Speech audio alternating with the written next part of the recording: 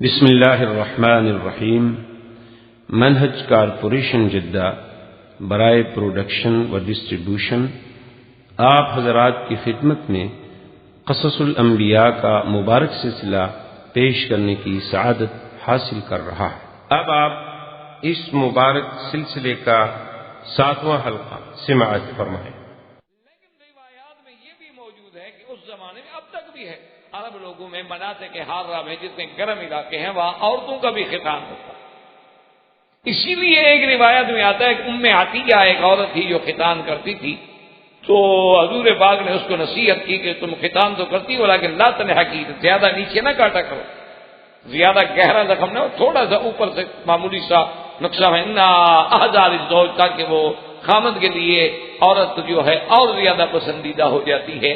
تو یہ کہتے ہیں کہ یہ سب سے پہلے ختان جو ہے سیدنا ابراہیم میں آیا، اور آپ کی بیوی کا بھی ختان ہوا لیکن بطور سزا کہ بی بی سارہ نے اپنا غصہ یوں پورا کر کے قسم پوری کر۔ بہرحال اللہ عالم، لیکن مردوں میں جو ختان ہے وہ تو بالکل ٹھیک ہے، سنت ابراہیم علیہ السلام، اس میں تو کوئی شک نہیں۔ اسماعیل علیہ السلام کا ختنہ، اور اول من اختتن، سب سے پہلا انسان ہے جس کا ختنہ وہ سیدنا ابراہیم، خدا کی شان۔ اور ختنہ بھی آپ کا کب وہ 80 سال کے، اس وقت آپ بچے نہیں تھے، آپ کی عمر مبارک 80 سال۔ اول من رأى الشیب، اور اس وقت یعنی مردوں میں پہلے شخص ہے ابراہیم علیہ السلام جنہوں نے اپنے بال داڑھی میں سفید دیکھے، ورنہ پہلے جو تھے مانا یہ ہے کہ لوگوں نے کبھی بال سفید دیکھا ہی نہیں۔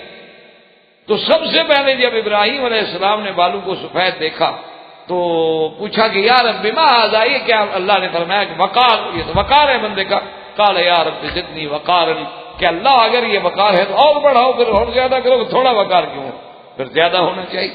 تو یہ اول من شب جو ہے وہ بھی ابراہیم علیہ السلام، اول من اختتن وہ بھی ابراہیم علیہ السلام، یہ بھی شان سیدنا ابراہیم علیہ السلام۔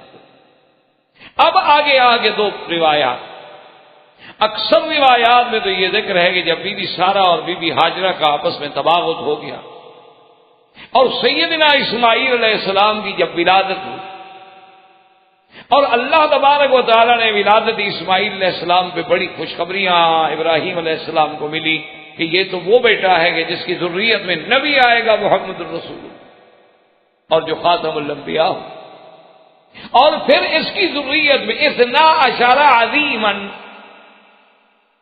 کہ 12 بڑے سردار گزرے،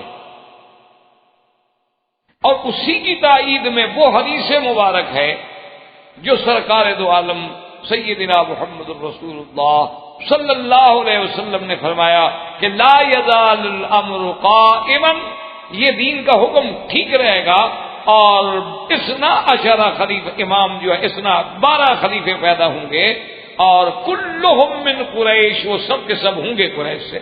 جب قریش سے ہوں گے تو اولاد اسماعیل ہو گئی۔ اچھا، وہ 12 خلفاء جو ہیں، خلفاء 12، ایک تو ہمارے شیعہ حضرات نے 12 امام بنا رکھے ہیں نا، انہوں نے بھی 12 امام، اور پھر 6 امام، ان کے بھی یعنی 2 بڑے فرقے جو ہیں، ایک فرقہ 12 امام مانتا ہے، ایک 6 امام۔ 12 امام جو یہ مانتے ہیں، یہ تو شروع ہی حضرت علی سے کرتے ہیں، کیونکہ پہلا امام حضرت علی تھے، اور اس کے بعد آخری منتظر ہیں، سرداب میں غار میں بیٹھے ہیں، محمد بن حسن العسکری کی اولاد ہیں جو امام غائب ہے، اور یہ زمانہ غیبوبت کبریٰ کا ہے۔ تو غیبوبت کبریٰ کے زمانے میں وہ کہتے ہیں کہ یہ جو ہمارے آیت اللہ ہوتے ہیں یہ ان کے نائب ہوتے ہیں، پھر ان کے احکام پہ امت کو چلنا ہوتا ہے، یہ ان کا عقیدہ ہے، لیکن اس میں کوئی حقیقت نہیں، کیونکہ حضرت علی کے بعد حضرت حسن نے سلو کر دی، حضرت حسین کو خلافت ملی ہی نہیں۔ اچھا، پھر جن کو وہ 12 امام بناتے ہیں وہ تو کبھی مسجد میں بھی امام نہیں رہے، یعنی اتنا بڑا جھوٹ بولے آدمی۔ بھائی امامت کے لیے آخر کوئی حکومت تو ہو۔ جیسے کہ ابوالکلام نے ایک بڑی عجیب بات لکھی، انہوں نے لکھا ہے کہ خلافت کوئی مسیحیت کا پوپ تو نہیں ہے، یعنی خلافت و امامت کا جو تصور ہے اسلام میں، وہ کوئی مسیحیت کا پوپ نہیں ہے کہ جس کے لیے پیشانوں کا سجدہ کافی ہو، بلکہ خلافت تو تمکن فی الارض کا نام ہے کہ حکومت بھی تو ملے نا کسی جگہ، تبھی تو خلیفہ بنے گا۔ تو ان بیچاروں کو تو کبھی نہیں ملی۔ تو اصل 12 امام مراد کیا ہیں کہ حضرت ابو بکر سے شروع ہوں گے، اور حضرت حسن تک آئیں گے، پھر آگے آگے بعض بنو العباس ہیں اور بعض بنو امیہ سے ہیں، اور اسی طرح عمر ابن عبدالعزیز ہیں۔ یہ ضروری تو نہیں کہ 12 ایک دوسرے کے ساتھ آئیں، 12 پورے ہونے ہیں قیامت سے پہلے پہلے، اور وہ تقریباً جو ہے علماء نے لکھا ہے کہ پورے ہو گئے، لیکن جو روافض کہتے ہیں وہ بات جو ہے بالکل بغیر کسی دلیل اور بغیر کسی حجت۔ اب علماء نے لکھا ہے کہ جب بی بی سارہ کا حضرت اسماعیل علیہ السلام کی ولادت کے بعد فطری بات ہے کہ ابراہیم علیہ السلام کی توجہ جو تھی وہ بی بی ہاجرہ کے ساتھ زیادہ ہو گئی کہ اب وہ بچے کی ماں بن گئی، اور پھر بچے کا ملنا، بچے کی خبر گیری کرنا، تو وہ بھی تو وقت زیادہ اسی بیوی کو ملے گا، تو اس سے بی بی سارہ کا غصہ اور تیز ہوتا گیا۔ تو اس لیے حضرت نے سوچا کہ میں اس بیوی کو اور بچے کو کہیں دور جا کے چھوڑا۔ اور بعض علماء فرماتے ہیں کہ حضرت ابراہیم علیہ السلام چونکہ اپنے بیٹے کی محبت میں آ کر، کیونکہ خلیل جو ہوتا ہے وہ تو اللہ کا دوست ہے، اور دوست تو پھر کسی اور کی محبت برداشت نہیں کرتا، اسی لیے سیدنا محمد الرسول اللہ صلی اللہ علیہ وسلم نے فرمایا کہ لو کنت متخذا خلیلا لاتخذت ابا بکر، کہ اگر میں کسی کو خلیل بناتا تو ابو بکر کو بناتا، لیکن ان صاحبکم خلیل اللہ، لیکن چونکہ میں اللہ کا خلیل ہوں تو لہذا اب دل میں وہ مقام جو اللہ کو دیا جا چکا ہے اس کے لیے کسی اور کی گنجائش نہیں۔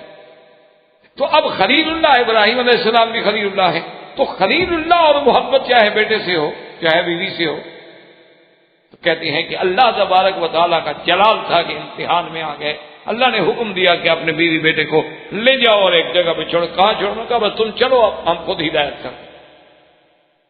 تو صحیح اب ہو سکتا ہے کہ یہ دونوں باتیں تھیں، یعنی بی بی سارہ بھی غصے میں تھی، اور ادھر اللہ تبارک و تعالیٰ کے مقام جو تھا اس کی عظمت کو یہ گوارا نہ ہوا کہ خلیل میرا ہو اور پیار بیٹوں سے کرے اولاد سے کرے۔ تو دونوں باتیں جب جمع ہو گئیں، حکم ہوا، تو اب ابراہیم علیہ السلام اپنی بیوی کو اپنے بچے کو لے کے آئے، چلتے چلتے چلتے اللہ تبارک و تعالیٰ کے حکم کے مطابق جہاں اب اللہ کا کعبہ ہے اور اس کے سامنے جہاں زمزم کا کنواں ہے، اسی جگہ تھوڑی سی ایک اونچی جگہ تھی، انددوھا فوق زمزم، اس مقام پہ آ کے انہوں نے سواری روک دی۔ اللہ کا حکم یہی تھا، وہیں اپنے بیوی بچے کو اتار، اور بات بھی یہی سمجھ آتی اور روایات سے تصدیق بھی یہی ہوتی ہے، ورنہ اللہ کا نبی اتنا کمزور نہیں ہو سکتا کہ ایک بیوی ناراض ہو جائے تو دوسری بیوی کو اتنا دور نکال دے، یہ تو شان نبوت کے خلاف۔ اور دوسری بات یہ ہے کہ یہ تو صحیح روایات میں موجود ہے کہ جب سیدنا ابراہیم الخلیل علیہ السلام نے اپنی بیوی اور بیٹے کو مکہ یہاں سرزمین کعبہ میں چھوڑا تو چلنے لگے تو سلام نہیں، بات نہیں، بتایا نہیں، تو بی بی صاحبہ تو دوڑی پیچھے کہ ابراہیم کیا کر رہے ہیں؟ تو اگر صرف بی بی سارہ کا غصہ ہوتا، اب تو بی بی سارہ نہیں دیکھ رہی، اب تو اپنی بیوی کو ملتے ہیں، اپنے بچے کو چومتے ہیں، ملتے ہیں، بات کرتے ہیں، بھی گھر میں لڑائی کا خطرہ تھا اس لیے میں نے آپ کو دور کر دیا ہے، آپ دور رہیں، وہ بھی دور رہیں، وہ شام میں ہوں گی، آپ مکے میں ہوں گی، میں آتا جاتا رہوں گا، جھگڑا نہ ہو۔ لیکن ابراہیم علیہ السلام تو بولتے بھی نہیں، چپ، کیونکہ اللہ نے حکم نہیں دیا بولنے۔ اسی لیے صحیح روایات کے اندر یہ بات موجود ہے کہ ابراہیم علیہ السلام چلتے گئے اور بی بی پیچھے دوڑتی گئی دوڑتی گئی دوڑتی گئی، حتیٰ کہ جنت المعلیٰ جہاں اب قبرستان ہے، تو اس مقام تک جب پہنچی، ابراہیم علیہ السلام خاموش ہیں، تو بی بی صاحبہ کھڑی ہوئی اور نے کہا کہ اللہ امرک بہذا، ابراہیم یہ تو بتاؤ تمہارا ذاتی غصہ ہے یا اللہ کا حکم ہے؟ تم جو ہمیں چھوڑ کے جا رہے ہو وادٍ غیر ذی زرع، ایک ایسی وادی جہاں کچھ نہیں، جہاں پانی نہیں، جہاں زرع نہیں، جہاں جانور نہیں، جہاں کوئی بندہ نہیں بولنے والا، تو یہ کیا ہے؟ آپ کو اللہ نے حکم دیا ہے یا خود ناراض ہیں؟ تو اللہ نے حکم دیا کہ ابراہیم جواب دے دو، تو فرمایا کہ ہاں ان اللہ امرنی بہذا، میرے اللہ کا حکم۔ تو حدیث مبارک میں آتا ہے کہ بی بی صاحبہ فوراً رک گئی، کہا اذا لا یضیعنا، کہ اگر یہ اللہ کا حکم ہے تو پھر اللہ ہمیں ضائع نہیں کریں گے، اللہ ہماری حفاظت کریں گے۔ اور بعض روایات میں یہ بھی آتا ہے کہ بی بی نے کہا حسبنا اللہ ونعم الوکیل، کہا کہ ابراہیم اب کیا ہے، ہمیں اب آپ کا کوئی فکر نہیں۔ بی بی صاحبہ واپس آ گئی، آپ کے پاس کیا ہے، ایک بچہ ہے، وہ بھی لذیذ دودھ پینے والا، اور ایک مشکیزہ ہے پانی کی، اور ایک مشکیزہ ہے اس میں کچھ ستو ہے، کچھ کھجوریں ہیں، یہ ذات راہ ہے۔ تو تھوڑا تھوڑا کر کے گزارا ہونے لگا، اور کتنے دن تک وہ پانی چل سکتا تھا، آخر وہ پانی جو تھا ختم ہو گیا۔ اب جب پانی ختم ہو گیا، کان اسماعیل یا تلبتو، روایت میں آتا ہے کہ اسماعیل علیہ السلام پلٹیاں کھانے لگے پیاس۔ یہ واقعات پڑھ لینا یا کسی سے سن لینا تو کوئی ایسی بات نہیں، ضرورت اس بات میں ہے کہ اس میں تفکر کریں کہ وہ کیا وقت ہوگا کہ اس کعبۃ اللہ میں نہ عمارت ہے نہ کعبہ ہے، اور سب سے بڑی بات یہ ہے کہ میلوں تک کالے کالے پہاڑ ہے، کوئی بندہ نہیں، ایک اکیلی عورت بیٹھی ہو، کیا مقام کیا ہوگا، اس پہ گزری کیا ہو۔ اسی پہ ذرا آپ تصور کریں نا جی، آپ اپنے فلیٹ میں ہوتے ہیں، بچے چلے جائیں نا تو کئی دن تک بندے کو نیند نہیں آتی، اکیلا سو رہا ہے بندہ، 2 دفعہ آدمی چیک کرتا ہے بھی دروازے بند ہیں، لاک ہیں، کیا ہیں، اب اکیلا سو رہا ہوں، بھائی انسان ہے، سو گیا، پتہ نہیں کیا ہوگا۔ تو سیدہ ہاجرہ کا مقام عظمت دیکھیں کہ ایک اکیلی عورت ہے، ایک دودھ پینے والا بچہ ہے، اور اللہ پہ کتنا بڑا یقین۔ یہ تو دین کے لیے عورتوں کی قربانیاں تھیں۔ اسی لیے اب آپ ہم دیکھ لیں کہ بھی ہم حج پہ آتے ہیں، کیا ہماری بیٹیاں، ہماری بہنیں، ہمارے گھر والے لوگ، ہمارے عزیز و اقارب، کیا وہ عورتیں بھی اتنی مشقت برداشت کرنے کے لیے تیار ہیں اس کعبۃ اللہ کے لیے، اس گھر کے لیے، اس حج کے لیے، اس دین کے لیے؟ اتنا بڑا امتحان جو اٹھایا جا رہا ہے، کوئی بات تو نہیں آسان سی۔ اب بیٹا تڑپ رہا ہے، پانی کوئی نہیں، آپ بتائیں کہ جناب ایک عورت کہاں جائے، اور پھر اولاد ہے۔ تو سب سے قریب ترین پہاڑ جو تھا وہ جبل صفا، تو بی بی صاحبہ دوڑ کے صفا پہ چڑھی کہ دور کہیں نظر ڈالوں، شاید کوئی اڑتے ہوئے پرندے نظر آ جائیں۔ اچھا، بعض پرندے خاص ہوتے ہیں جو خاص طور پہ پانی کی جگہ پہ اڑتے ہیں، اور وہ عرب لوگ پہچانتے ہیں چونکہ صحراؤں کے رہنے والے لوگ ہیں کہ شاید کوئی پرندہ نظر آ جائے، یا کوئی قافلہ گزرتا ہوا قدرت سے نظر آ جائے اور ان کے پاس پانی ہو تو میرا بچہ بچ جائے۔ تو ام اسماعیل علیہ السلام آپ صفا پہ چڑھی، صفا سے پھر آپ مروہ کی طرف چلے۔ اب صفا اور مروہ کے درمیان میں جہاں انہوں نے سبز بتی کا نشان لگا دیا ہے، یہ جگہ تھی نیوی۔ اب باقی جگہ جو تھی وہ اونچی تھی، وہاں سے تو اسماعیل علیہ السلام نظر آتے تھے۔ جب بی بی صاحبہ یہاں وادی میں اتر جاتی نیچے تو اسماعیل علیہ السلام نظر نہیں آتے تھے، تو بی بی تیز سے کہ بھی اب جلدی اونچی جگہ پہ جاؤں، دیکھوں تو صحیح، خدا نہ خاصا میں پانی ڈھونڈ رہی ہوں اور کوئی جنگل کا جانور آگے حملہ کر دے بچے پہ۔ اسی طرح مروہ پہ چڑھی، پھر واپس آئیں، کچھ نہیں نظر آ رہا۔ تو اسی دوڑنے کو میرے اللہ نے ایسا قبول فرما لیا کہ قیامت تک انبیاء، اولیاء، صلحاء، حجاج، ہر آدمی سنت ام اسماعیل کو زندہ رکھے گا اور صفا اور مروہ کے درمیان دوڑے گا، کہ وہ اللہ کے لیے جو تڑپ، اور اس دوڑنے پر ثواب تب مرتب ہوتے ہیں، اس کے فضائل تب حاصل ہوتے ہیں کہ جب کیفیت وہ پیدا ہو جائے کہ سامنے بچہ ہو، اس کی ہلاکت یقینی ہو، پانی کہیں سے نظر نہ آئے، آدمی اکیلے وحشت میں ہو اور بے تحاشا دیوانوں کی طرح بھاگ رہا ہو۔ جب یہ کیفیت پیدا کرے پھر دیکھیں کہ صفا مروہ کی برکتیں کیسے حاصل ہوتی ہیں۔ اب تو ٹھیک ہے، ایک سنت ہے، ادا ہو جاتی ہے، آدمی پوری کر لیتا ہے، اب تو اے سی ہے، ایئر کنڈیشن ہے، راحت ہے، آرام ہے، اس کے بعد بھی آدمی کہتا ہے جی بہت رش ہے، اس دفعہ تو بہت تکلیف ہوئی، چلو جی اوپر دوڑ لیں گے، اس سے اور اوپر دوڑ لیں گے۔ لیکن وہ کیفیت جب تک پیدا نہ ہو، فضائے بدر پیدا کر، وہ کیفیت پیدا کرو تو رحمت آئے نا۔ تو اس لیے بی بی صاحبہ دوڑی، اور اسی دوڑ میں تھی کہ آواز آئی۔ جب آواز آئی تو بی بی صاحبہ رک گئی۔ بی بی صاحبہ کے رکنے پر بی بی صاحبہ کھڑی ہو گئی، نے کہا کون ہو؟ اگر تمہارے پاس کچھ ہے تو باتیں کرو، سامنے آؤ۔ تو پھر آواز آئی کہ بی بی صاحبہ آپ نہ گھبرائیں، آپ اپنے بچے کے پاس تو آئیں۔ تو جب بچے کے پاس آئیں تو کیا دیکھتے ہیں کہ حضرت اسماعیل کے پاؤں ہل رہے ہیں۔ اللہ نے حکم دیا کہ جبرائیل جس جگہ میرے نبی اسماعیل علیہ السلام کے پاؤں ہل رہے اسی جگہ پر مارو اور یہیں سے چشمہ نکلے۔ تو اس لیے روایات میں یہ آتا ہے کہ یہ مائے زمزم جو ہے اس میں اللہ نے بڑی عظیم رحمتیں جمع کی ہیں کہ ایک تو جبریل علیہ السلام کا پر لگا اور ایک اللہ کے نبی کے پاؤں لگے، اور پھر تیسری بڑی نعمت یہ ہے کہ ایک دفعہ حضور پاک نے خود ڈول منگوا کے پیا اور اپنا لعاب دہن ڈالا اور پھر زمزم میں ڈال دیا، تو وہ برکتیں بھی شامل ہو گئیں زمزم میں۔ تو اب پانی نکلا، جب پانی نکلا تو بی بی صاحبہ نے جلدی جلدی پتھر جو پڑے تھے نا لے کے روکنا شروع کیا، زم زم زم زم، ٹھہر جا ٹھہر جا ٹھہر جا، اور ہاتھوں سے لے کے اس مشکیدے میں بھرنے کی کوشش کی۔ تو حضور پاک نے فرمایا یرحم اللہ ام اسماعیل، اللہ اسماعیل کی اماں پہ رحمت فرمائیں، اگر وہ ایسا نہ کرتی قول کان عینا معینا، یہ تو ایک نہر جاری ہو جاتی دنیا، لیکن اللہ کو یہی منظور تھا، اللہ کی حکمت ہے اسی میں۔ تو اسی اسنا میں جب پانی کا انتظام ہو گیا، اس وقت کعبۃ اللہ کی کوئی عمارت نہیں، کعبۃ اللہ جو ہے وہ ایک ٹیلے کی شکل میں تھا، ایک اونچا ٹیلا بن گیا تھا، اور باہر سے جب برسات کے پانی گرتے تھے، کوئی ادھر سے چلا گیا پانی، کوئی ادھر سے چلا گیا، درمیان میں ٹیلے کی کیفیت میں تھا، کوئی عمارت نہیں۔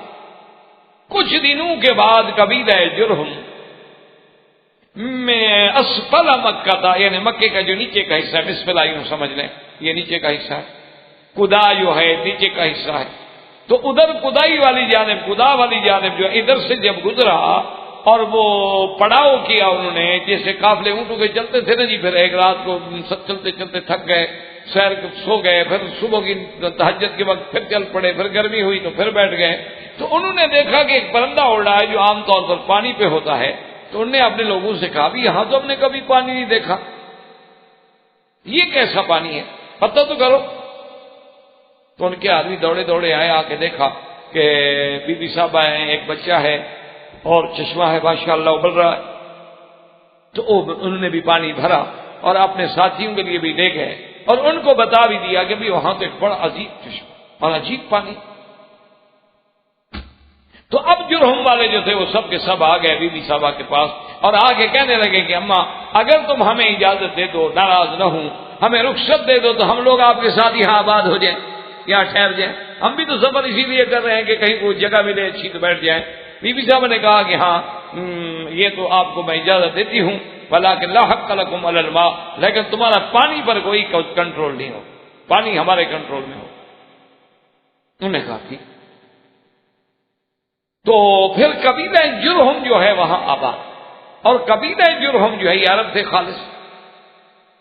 تو اب سیدنا اسماعیل علیہ السلام نے اول من تکلم بالعربیہ، پہلا بندہ جو عربی بولنے والے ہیں وہ سیدنا اسماعیل علیہ السلام ہے، اور انہوں نے جو ہے لغت عربیہ جرہم سے سیکھی، اور جرہم سے لغت سیکھی، اور جب اب جناب جوانی آنے لگی، ابراہیم اسماعیل علیہ السلام بچے تھے پھر جوان ہونے لگے، اور اتنا ماشاءاللہ جمال کے ابراہیم علیہ السلام کے بیٹے ہیں، تو بنو جرہم نے خواہش ظاہر کی کہ بی بی ہاجرہ سے کہ مہربانی کریں، آپ کا بچہ اب جوان ہو گیا ہے تو ہماری لڑکی سے شادی کریں۔ اسماعیل علیہ السلام نے جرہم کے قبیلے سے ایک لڑکی سے شادی کی۔ اس کے بعد سیدہ ہاجرہ جو ہیں وہ وفات فرما گئی۔ ابراہیم علیہ السلام کو جب اللہ کی طرف سے اجازت ملی تو ابراہیم علیہ السلام تشریف لے آئے کہ بھی مکے جا کے میں پتہ تو کروں کہ میرے بیٹے کا اور بیوی کا کیا حال ہے۔ اب اس میں دو روایات ہیں، بعض علماء یہ لکھتے ہیں کہ ابراہیم علیہ السلام کے لیے یہ معجزہ تھا کہ اللہ تبارک و تعالیٰ ان کو زمین کو لپیٹ دیتے تھے، مختصر ہو جاتی تھی زمین، ان کو شام اور بیت المقدس سے مکے کا سفر جو ہے مشکل نہیں ہوتا تھا، تو جلدی طے ہو جاتا تھا، جیسے حضور صلی اللہ علیہ وسلم کے معجزہ ہے آپ کے لیے زمین لپیٹ دی جاتی تھی۔ اور بعض روایات میں ہے کہ نہیں آپ براق پہ تشریف لاتے تھے، اور بعض روایات میں ہے کہ نہیں آپ اپنی اسی عام سواری پہ تشریف لاتے تھے۔ آپ تشریف لے آئے، آگے مکے پتہ کیا ابھی بھی حاضہ فوت ہو چکی تھی، حضرت اسماعیل کے بارے میں پوچھا، انہوں نے کہا اسماعیل علیہ السلام شکار پہ گئے، اور پوچھا بھی تم کون ہو، اس نے کہا میں اسماعیل علیہ السلام کی بیوی۔ اچھا کیا حال ہے، کیسا گزارا ہو رہا ہے؟ انہوں نے کہا کیا پوچھتے ہو، فی ضیق و شدۃ، ہم تو بہت تنگ ہیں۔ آپ نے کہا کیوں؟ تو انہوں نے کہا ہے کیا ہمارے پاس، یہ پانی ہے، اور کبھی اسماعیل علیہ السلام شکار کر کے کبھی جانور مل گیا، کبھی کو پرندہ مل گیا، انڈا ملا، یا بس کوئی گوشت ہے وہ آگ پہ پکا لو اور پانی پی لو۔ ہاں فرمایا اچھا۔ تو فرمایا کہ اچھا میں تو جاتا ہوں، لیکن جب تمہارا خامد حضرت اسماعیل علیہ السلام آ جائیں، فقر السلام، انہیں سلام کہنا کہ ایک بندہ آیا تھا، ایسے بوڑھا بزرگ تھا، سلام کہہ رہے تھے آپ کو، اور یہ بھی کہہ رہے تھے کہ غیر اتبا دبابک، اپنے دروازے کی چوکٹ جو ہے بدل ڈال۔ حضرت ابراہیم السلام چلے گئے۔ حضرت اسماعیل علیہ السلام کئی دنوں کے بعد شکار سے جب واپس آئے تو انہیں کچھ عجیب عجیب سا لگا۔ انہوں نے کہا کوئی آیا تھا ہمارے گھر میں؟ کچھ ایسے معلوم ہوتا ہے صاحب، اگر نبی گھر میں آیا ہو تو مذاق تو نہیں رہتی۔ حضور پاک جہاں سے گزر جاتے تھے صحابہ کہتے ہیں میں پوچھنا نہیں پڑتا تھا، وہ گلیاں خود بتاتی تھی کہ حضور یہاں سے گزرے، خوشبو ہوتی تھی۔ اللہ کے نبی کہیں سے گزر جائیں، انبیاء علیہم السلام کہیں سے گزر جائیں، پیغمبر اللہ کا پیغمبر جب گزر جائے، اللہ کے نبی سیدنا سرکار دو عالم سیدنا محمد الرسول اللہ صلی اللہ علیہ وسلم کے پسینے میں بھی اللہ نے اتنی خوشبو رکھی تھی کہ عطر بھی مقابلہ نہیں کر سکتا۔ تو سیدنا ابراہیم الخلیل چلے گئے، واپس آئے، اسماعیل علیہ السلام پوچھا، انہوں نے کہا کہ ہاں ایک بزرگ آئے تھے، ایسے سفید ریش تھے، اور انہوں نے آ کے ہم سے پوچھا تھا، خیرافیت پوچھی، آپ کا پوچھا، میں نے بتایا کہ ہمارے ساتھ تو اسی طرح بس ما عندنا الا الماء واللحم، اور انہوں نے کہا کہ اچھا ہو گئی، پیغام کوئی بات تو نہیں کہہ کے گئے؟ انہوں نے کہا انہوں نے یہی کہا تھا کہ جب تمہارا شوہر آ جائے تو میرے سلام کہہ دینا اور کہنا غیر اتبا دبابک، اپنے دروازے کی چوکٹ کو بدل جا۔ کہا اچھا۔ انہوں نے کہا دیکھو بات سنو، وہ جو آئے تھے نا وہ میرے والد تھے ابراہیم الخلیل، اور جو پیغام انہوں نے دیا ہے مانا یہ تھا کہ ایسی بیوی کو چھوڑ دو، لہذا الحقی باہلک، میں نے تمہیں طلاق دیا، جاؤ اپنے گھر، ختم۔ نبی کے گھر میں ایسی عورت ہو کہ وہ اللہ کا شکوہ کرے، اللہ کا شکر ادا نہ کرے کہ ہم تکلیف میں، اللہ تکلیف دے تو الحمدللہ اور راحت دے تو الحمدللہ۔ اب حضرت اسماعیل علیہ السلام نے اور شہر، پھر کئی دنوں کے بعد سیدنا ابراہیم الخلیل علیہ السلام دوبارہ پہنچے۔ اچھا، خدا کی قدرت یہ ہے کہ پھر بھی نہیں ملے ابراہیم اسماعیل علیہ السلام۔ آپ نے ان کی بیوی سے پوچھا کہ بھئی کیسے گزر رہی ہے؟ انہوں نے کہا جی الحمدللہ بڑے مزے میں۔ پہلے کا حال تو سن چکی تھی نا بیچاری کہ پہلی بیوی کے ساتھ کیا ہوا ہے، یا ویسے بھی صابر شاکر ہوگی اللہ عالم۔ انہوں نے کہا ہم تو بڑے مزے میں ہیں جی، ماشاءاللہ تازے گوشت ملتے ہیں، زمزم کا پانی ہمیں ملتا ہے، اور کیا چاہیے؟ تو آپ نے کہا کہ اچھا جب اسماعیل آئیں میرے سلام کہنا اور کہنا ثبت اتبا دبابک، اس دروازے کی چوکٹ کو سالم رکھو، اور تھوڑا دور آ کے آپ نے دعا مانگی کہ اللہم بارک لہم فی مائہم ولحم، کہ یا اللہ ان کو پانی میں اور گوشت میں برکت عطا فرما۔ حضور صلی اللہ علیہ وسلم نے فرمایا کہ لو کان الحب، اگر اس وقت بھی یہ گندم یا روٹی کا مسئلہ بھی ہوتا تو ابراہیم کی دعا لگ جاتی، لیکن اس وقت تھا ہی گوشت اور پانی، تو ابراہیم علیہ السلام نے صرف گوشت اور پانی کے لیے دعا کی۔ اس لیے علماء نے لکھا ہے کہ دنیا کے کسی ملک میں کسی بندے کو گوشت اور پانی اتنا موافق نہیں آ سکتا جتنا مکے میں آ، یعنی آپ کسی اور ملک میں چلے جائیں، آپ 2 مہینے رات دن گوشت کھائیں تو انشاءاللہ آپ پھر دیکھیں کیا ہوگا، یہاں 10 سال کھاتے رہیں کچھ نہیں ہوگا۔ ابراہیم علیہ السلام کی دعا ہے۔ اب سیدنا ابراہیم علیہ السلام پھر چلے گئے، پھر تیسری دفعہ جب ابراہیم علیہ السلام آئے، ان اسماعیل یبری نبلا، آپ بیٹھے ہوئے تیر بنا رہے تھے۔ اب حضرت ابراہیم علیہ السلام نے دیکھا تو پھر آپ کو پتا ہے کہ والد اور ولد میں، اور والد بھی خلیل اللہ ہو اور بیٹا بھی اسماعیل ہو تو کس محبت سے وہ ملے ہوں گے، اور وہ جو وقت لقاء ہوگا وہ کیا حال ہوگا۔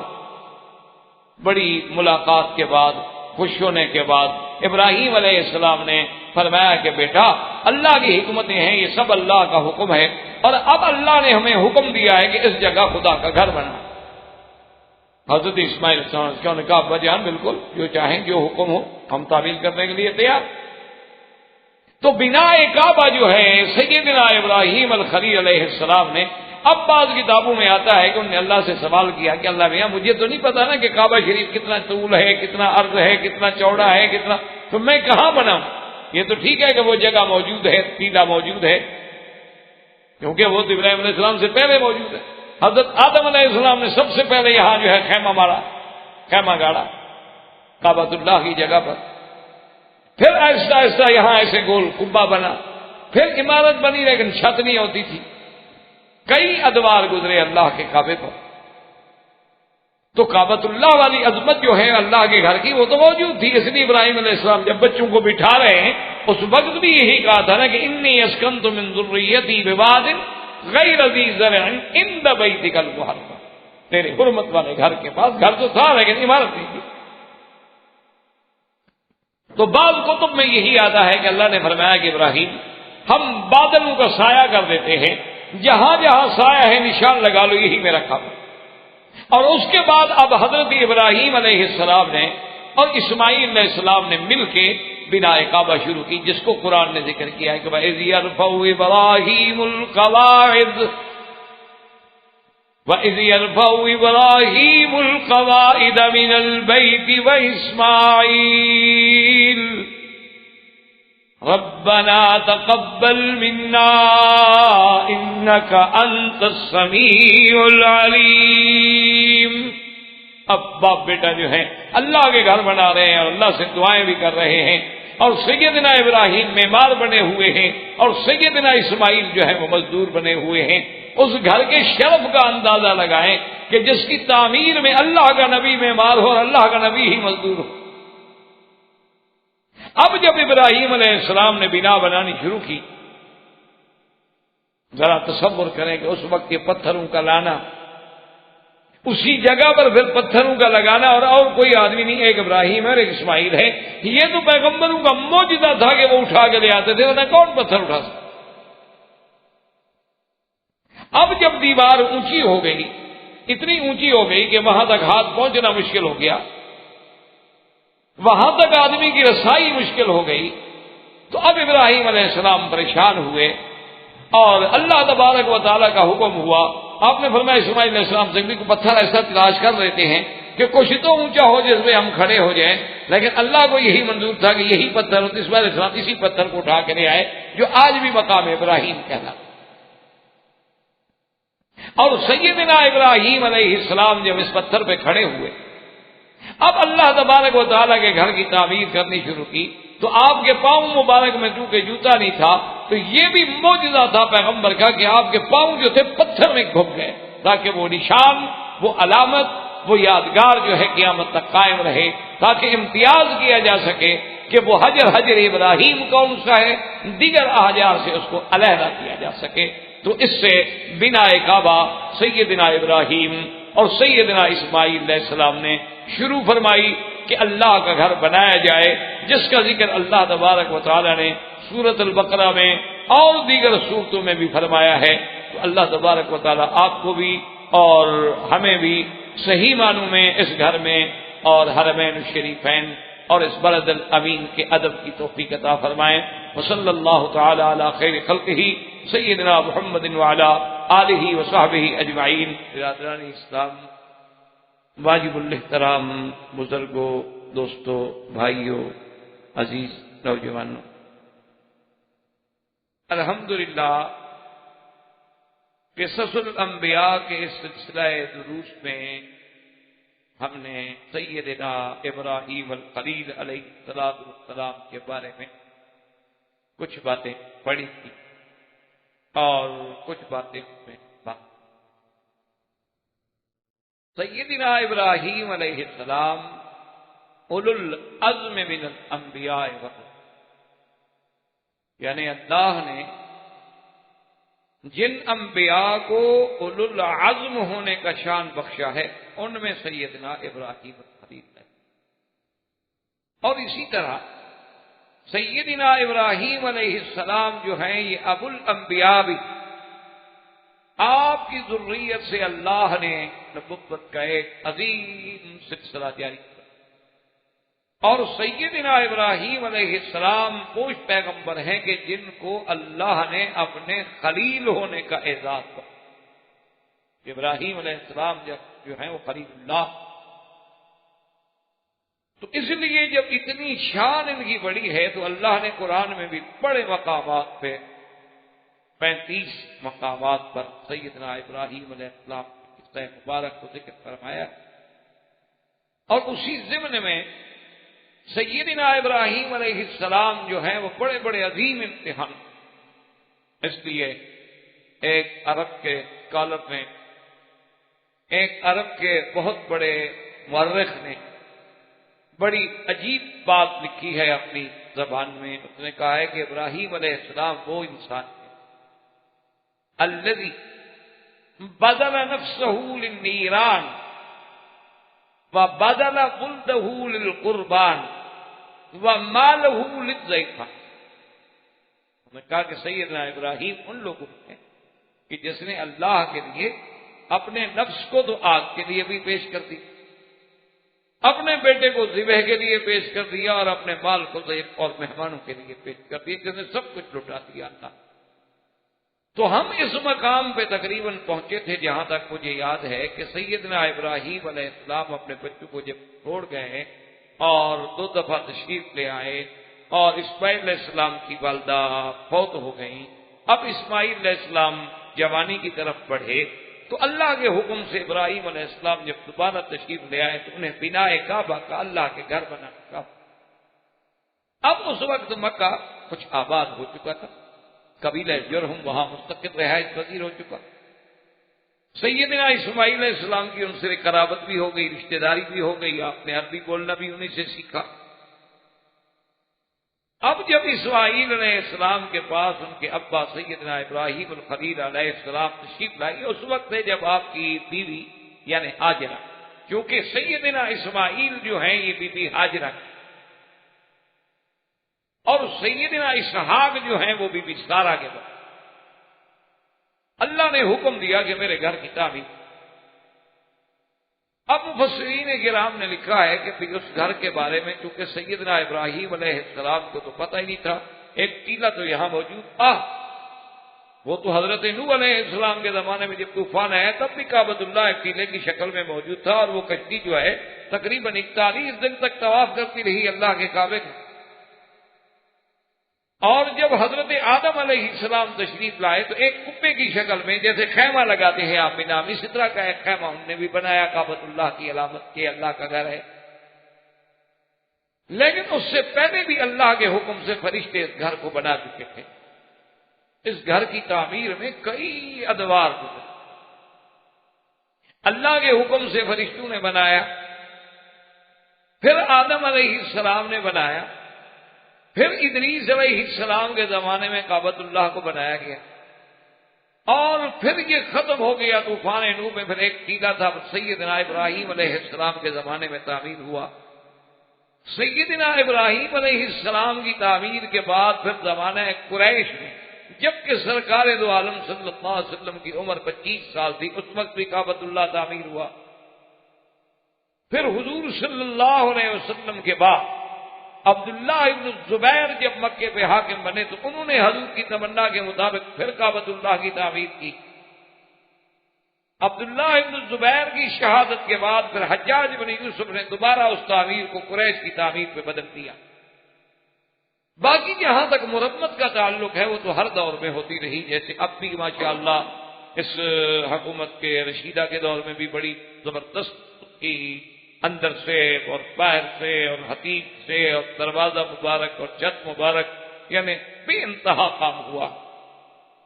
تو اللہ نے جب حکم دیا تو سیدنا ابراہیم علیہ السلام نے اس وقت کعبۃ اللہ بنایا. اور آپ تصور کریں کہ اس وقت کعبۃ اللہ کا معمار، معلم، مستری، انجینئر جو بھی سمجھ رہے وہ صرف سیدنا ابراہیم ہیں، اور مزدور کون ہے؟ اسماعیل. یعنی اس گھر کی عظمت کا اندازہ لگائیں کہ جہاں اللہ کے پیغمبر، اللہ کے نبی جو تھے وہ معلم بھی تھے، مزدور بھی. اب مسئلہ یہ تھا کہ ابراہیم علیہ السلام کو کعبۃ اللہ کے طول عرض کا عمق کا پتہ نہیں تھا کہ بھی کتنا طول ہو، کتنا عرض ہو، کہاں تک کعبۃ اللہ گیا تھا. وہ تو ایک ٹیلہ تھا، سیل آتی تھی اور مٹی کٹھی ہوتی گئی ایک ٹیلہ بن گیا. اب اس کے بارے میں تاریخ میں 2 باتیں آتی ہیں، کسی حدیث مبارک میں تو ذکر نہیں، اور نہ ہی اللہ تبارک و تعالیٰ نے قرآن مقدس میں اس کا ذکر کیا ہے. مقصود ہی نہیں، مقصد تو صرف یہ تھا کہ ابراہیم علیہ السلام نے کعبہ بنایا بس. اب اللہ کا قرآن ان تفاصیل میں تو نہیں جاتا نا کہ وہ کعبۃ اللہ جو بنا تو اس کا طول کیا تھا، اس کا عرض کیا تھا، اس کی اونچائی کیا تھی، اس کے دروازے کتنے تھے، اس میں کن کن پہاڑوں کا پتھر لگایا گیا، پتھر کتنے لمبے تھے، چوڑے تھے. کوئی اس میں اس بات کی ضرورت ہی نہیں، تو اس لیے قرآن ان چیزوں کو ذکر ہی. قرآن صرف ایک اشارہ دیتا ہے کہ ہم نے حکم دیا اور ابراہیم اسماعیل نے ہمارا گھر بنایا، بس۔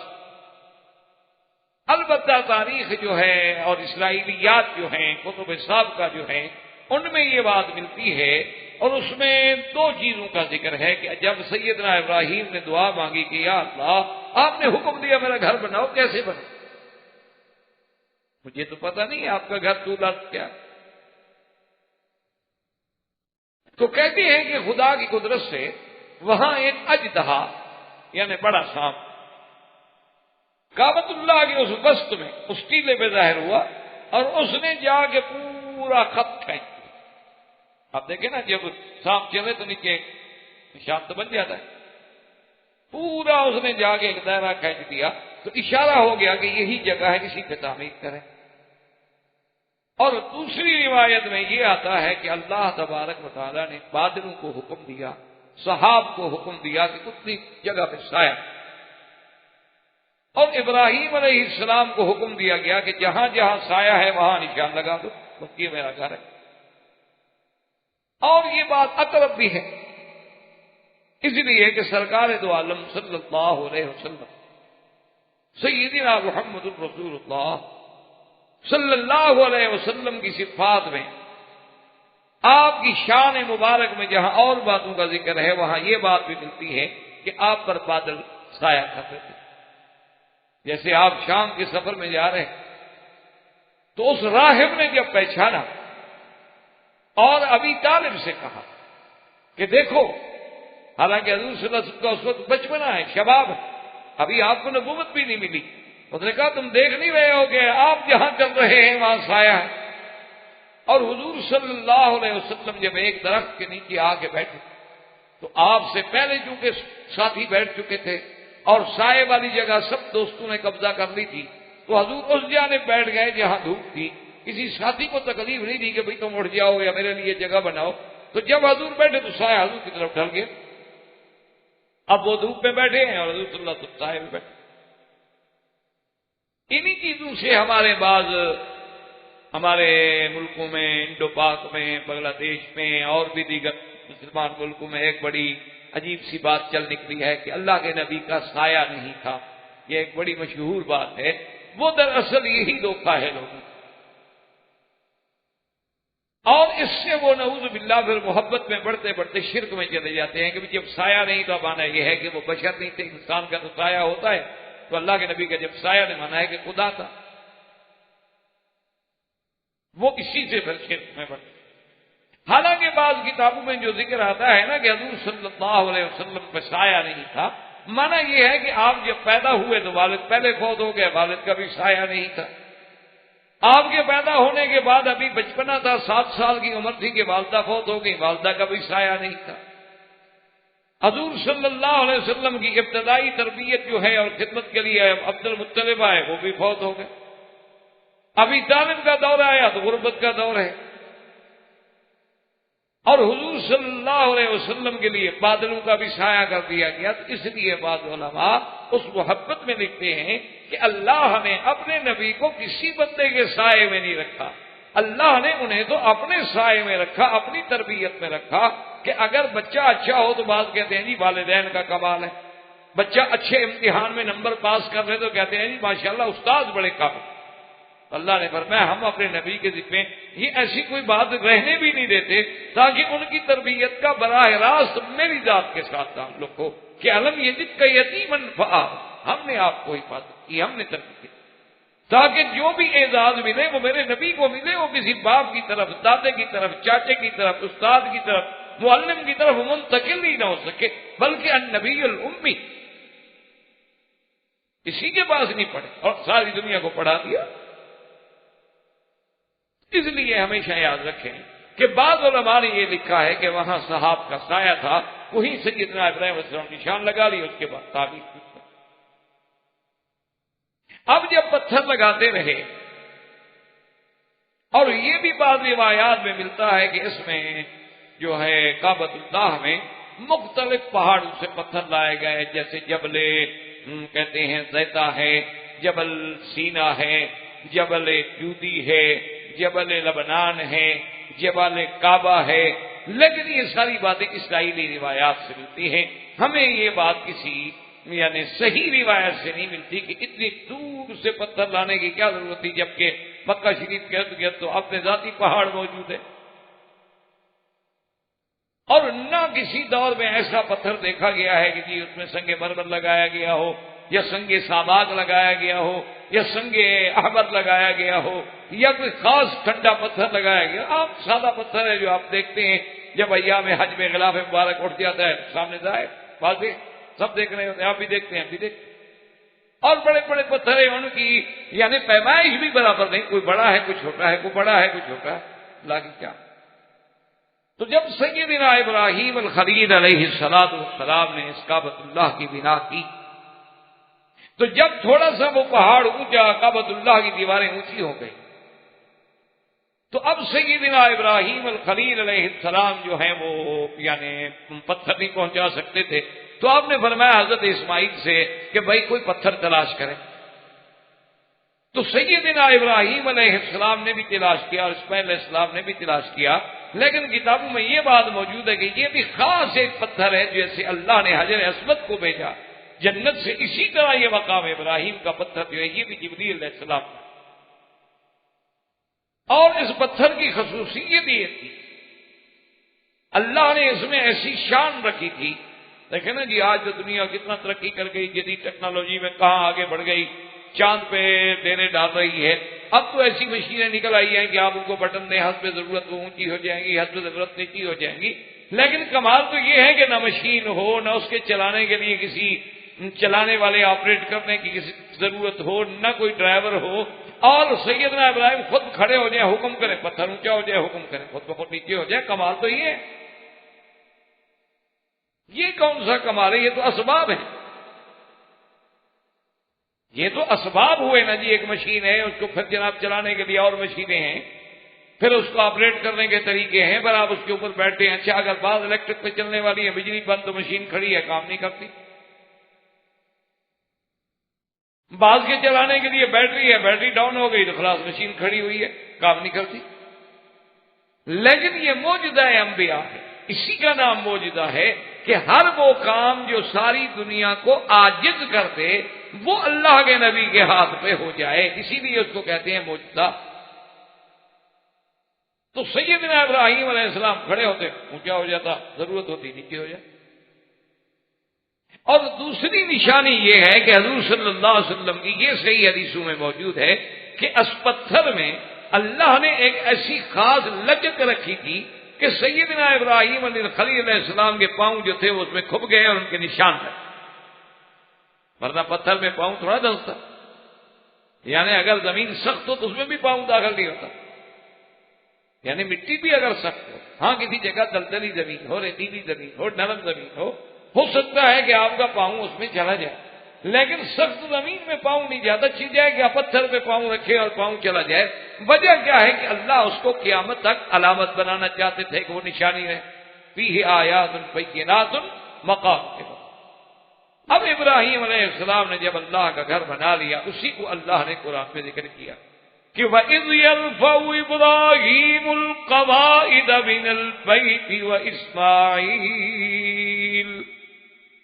رَبَّنَا تَقَبَّلْ مِنَّا إِنَّكَ أَنْتَ السَّمِيعُ الْعَلِيمُ. جب ابراہیم علیہ السلام اسماعیل مل کے اس قواعد اس کی بنیادیں اٹھا رہے تھے اور ساتھ دعا کر رہے تھے کہ ربنا تقبل منا, کہ اے پروردگار ہماری اس محنت کو قبول فرما. یہاں سے علماء نے مسئلہ لکھا کہ دیکھو کام کرنے والے اللہ کے نبی ہیں, ایک خلیل اللہ ہے ایک نبی ہے, اور کام بھی اللہ کا کر رہے ہیں. اللہ نے کہا کہ گھر بناؤ, اللہ کا گھر بنا رہے ہیں. اس کے باوجود بھی کہتے ہیں کہ ربنا تقبل منا, اے رب ہمارے قبول فرما. اس لیے علماء نے لکھا ہے کہ کوئی عمل کرو, نماز پڑھو, روزہ رکھو, حج کرو, زکات دو, دعا کرو کہ اللہ قبول فرمائے.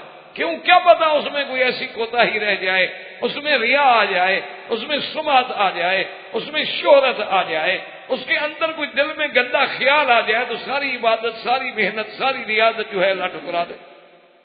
کیوں, تو بادشاہ ہیں, وہ چاہے تو ہماری ٹوٹی پھوٹی بات بھی قبول فرما لے اور چاہے تو بڑے سے بڑے ہم جناب فریاد کرتے رہیں اور نہ سنیں. اس لیے اللہ تبارک و تعالیٰ کے پیغمبروں نے اور ساتھ یہ بھی بتا دیا کہ انک انت السمیع العلیم، کہ دعاؤں کے سننے والا اور اپنے بندوں کے حال کو جاننے والا صرف تیری ذات ہے اور کوئی نہیں. میرا مولا تو سننے والا اور تو جاننے والا ہے، ہماری نیت کو بھی تو جاننے والا ہے کہ ہم خلوص سے تیرا گھر بنا رہے ہیں کہ نہیں بنا. تو جب سیدنا ابراہیم الخلیل علیہ السلام نے گھر بنایا تو اسی دور میں آپ کو حجر اسود کے بارے میں حکم ہوا کہ تلاش کریں، کیونکہ حجر اسود کے بارے میں صحیح روایات یہ ہیں کہ یہ حضرت آدم علیہ السلام کے ساتھ جنت سے لایا، اور جب حجر اسود آیا ہے جنت سے تو اتنی روشن تھا اور اتنی چمک تھی جیسے سورج میں چمک.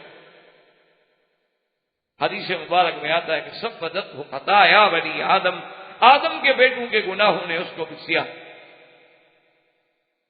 اسی لیے آپ دیکھیں گے قیامت والے دن کافروں کے چہرے سیاہ، کیونکہ سب سے بڑا گناہ تو کفر و شرک ہے. اس سے بڑا گناہ کیا ہوگا؟ یوم تبیض وجوہ وتسود. اسی طرح گناہ جو ہے، معصیت جو ہے، اس کا دل پہ سیاہ نقطہ لگا. اسی طرح گناہوں کے اثرات، اسی طرح نیکی کے بھی اثرات ہیں. آپ نے دیکھا ہوگا کہ بعض لوگ بالکل سیاہ فام ہیں، سوڈانی ہیں، حبشی ہیں، افریقی ہیں، کسی ملک کے ہیں، بالکل سیاہ رنگ ہے، موٹے موٹے نقوش ہیں، لیکن کثرت ذکر سے اور کثرت عبادت سے اور اللہ تبارک و تعالیٰ کے ذکر سے ان کے چہرے پہ ایسی کشش ہوتی ہے کہ بندے کا دل کرتا ہے کہ میں اس کے پاس بیٹھوں. بعض آدمی بڑے خوبصورت ہوتے ہیں لیکن طبیعت میں نفرت آ جائے. یہ اللہ کی کوئی وجہ کیا اثرات ہے؟ دیکھو نا، کہیں آگ جلے تو گرمی تو آئے گی، اور کہیں اگر آپ جناب کوئی ایئر کنڈیشن چلائیں تو ٹھنڈک تو آئے گی. اتنی بات ہے، اثرات تو آئیں گے. تو اگر ان چھوٹی موٹی چیزوں کے اثرات آتے ہیں تو اللہ کے ذکر کے اثرات کیسے نہیں آتے؟ لیکن یہ چیزیں اصل میں پریکٹیکل ہیں، یہ کہنے سے نہیں سمجھا. یہ آپ کو لاکھ ہم کہتے رہیں یا اور کوئی کہتا رہے سمجھ نہیں آئے گی.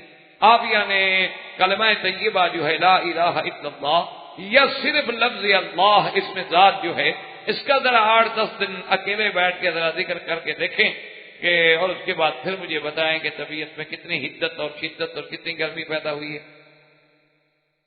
ابھی آپ کو کوئی کہہ رہی ہے اللہ اللہ کرنا تھی، یار کیا گرمی ہوگی، مولوی عجیب آدمی کیا کہہ رہا ہے، پتہ دماغ ٹھکانے بھی ہے یا آج کوئی پرزہ ڈھیلا ہو گیا ہے. لیکن میں تو آپ کو تجربے کی دعوت کر رہا ہوں، میں آپ کو مسئلہ نہیں بتا رہا. اللہ کے بڑے مزے، لیکن جو آ کے چکھ لے، یہ چکھنے کی چیزیں ہیں. اب سامنے ایک میٹھی چیز رکھی ہو، میں لاکھ تعریف کروں، کیسے پتہ؟ جب تک آپ چکھیں گے نہیں تو کیسے فیصلہ ہو؟ تو یہ جب اللہ تبارک و تعالیٰ کے ذکر کی، اللہ والے ضرب لگاتے ہیں نا اس دل پر جو گندگی اور گناہوں سے بھرا ہوا ہے، اور اس کی جب کثرت ہوتی ہے اور اس کا یعنی ایسے لوگ تو اب بھی موجود ہیں جو 1 لاکھ 1.5 لاکھ 2 لاکھ کا ذکر روز کر لیتے ہیں،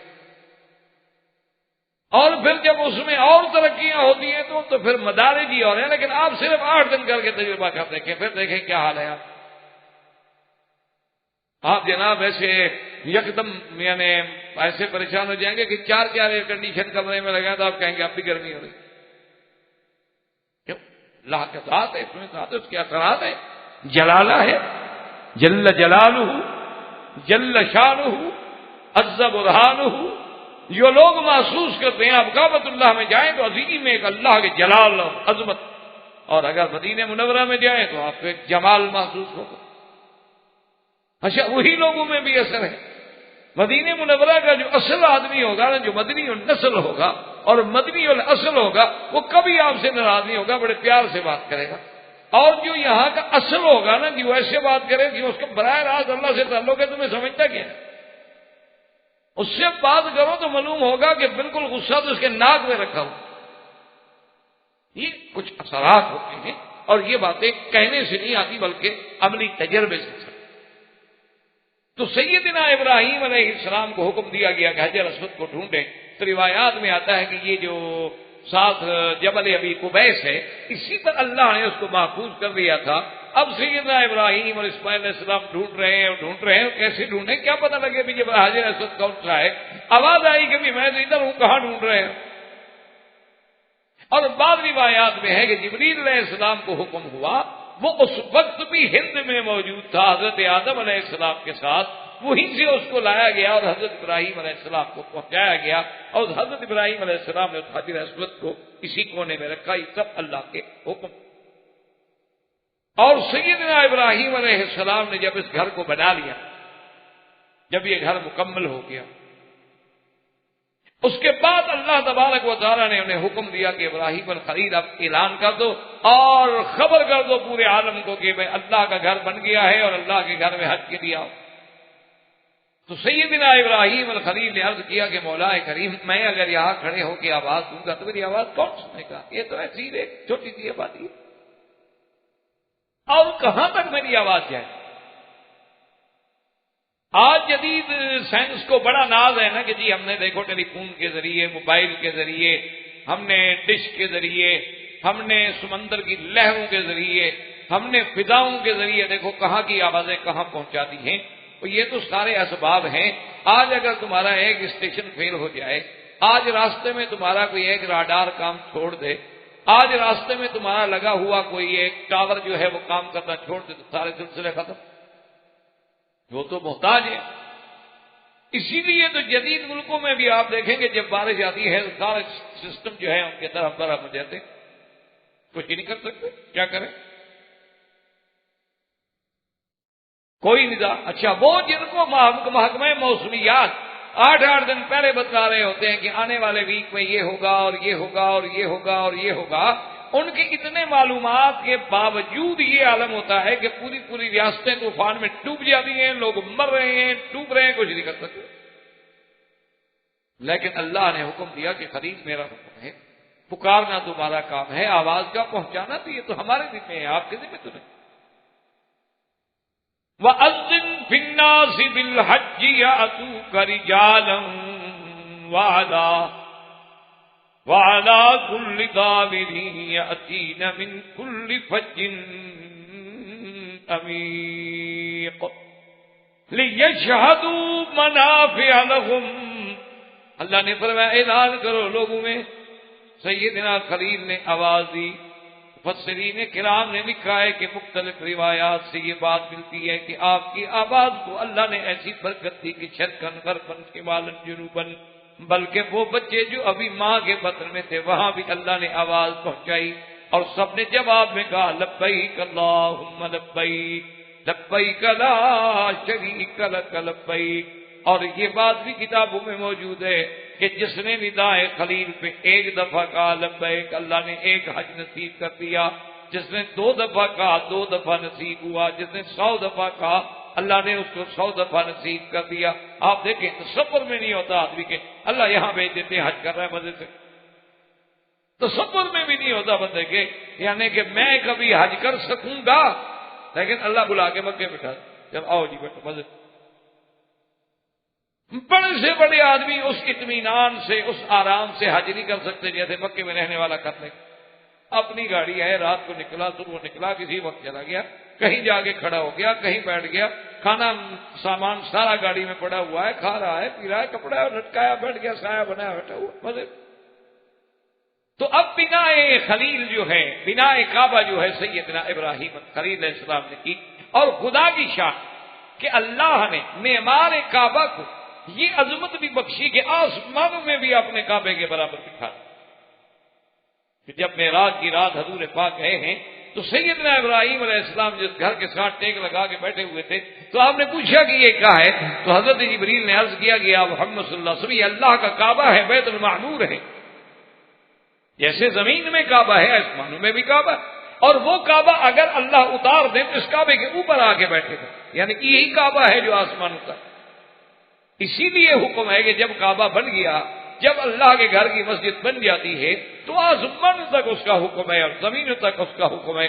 اب اگر ہم انڈر گراؤنڈ بھی حرم بنا لیں تو نیچے جب نماز پڑھیں گے تو اسی طرح رخ کر لیں گے، ضروری نہیں کہ کعبے کو پہلے نیچے لے جائیں ہم، کہ اس کا حکم جو ہے وہ تحت سرا تھا۔